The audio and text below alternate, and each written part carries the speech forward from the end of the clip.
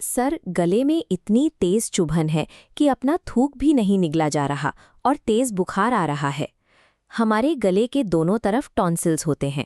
ये हमारे शरीर के फ्रंट लाइन सिपाही हैं, जिनका काम किसी भी बाहरी इन्फेक्शन को शरीर के अंदर जाने से रोकना है। कभी कभी सुरक्षा करने वाले इन टॉन्सिल्स पर ही बैक्टीरियल हमला हो जाता है। जब बैक्टीरिया इन पर हावी होकर इन्हें इन्फेक्ट कर देते हैं तो इस स्थिति को टॉन्सिलाइटिस कहते हैं। इस इन्फेक्शन की पहचान करने और इसे पूरी तरह से खत्म करने के लिए हम एक सटीक 3 स्टेप्स वाले क्लिनिकल प्रोटोकॉल का पालन करेंगे।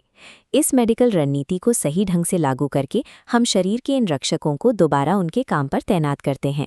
सबसे पहले हमें बैक्टीरियल टॉन्सिलाइटिस की पुष्टि करनी होगी।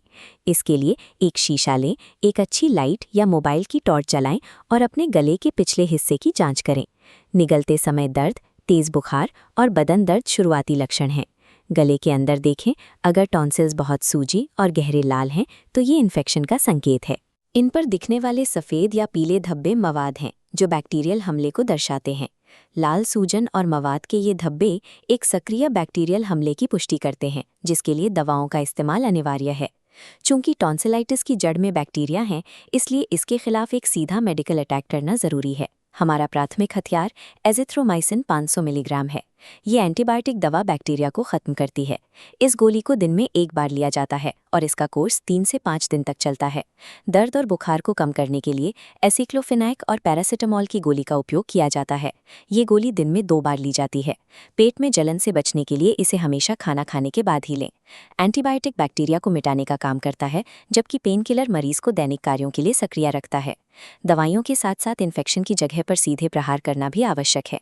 इसके लिए 1 ग्लास गुनगुने पानी में पोविडोन आयोडीन या साधारण नमक मिलाकर एक एंटीसेप्टिक घोल तैयार करें। इस घोल से दिन में 3 से 4 बार गरारे करने पर टॉन्सिल्स पर जमा मवाद साफ होता है और बैक्टीरिया के लिए वहां टिकना मुश्किल हो जाता है।